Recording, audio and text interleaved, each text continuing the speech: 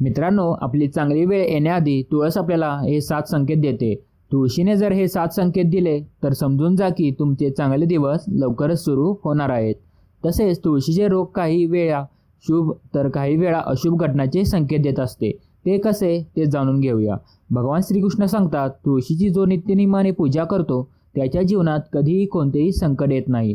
तो सर्व आजारांपासून व सर्व रोगांपासून दूर राहतो.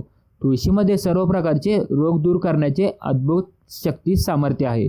तुळशीचे रोप एक वृंदाचा अवतार मानला जातो. म्हणून घरात इतर कोणते रोप असो किंवा नसो, पण तुळशीचे रोप नक्की असावे. नंबर 1. जर घरात माता लक्ष्मीचे आगमन होणार असेल व समृद्धी येणार असेल तर तुमची तुळस चांगली फुललेली दिसते.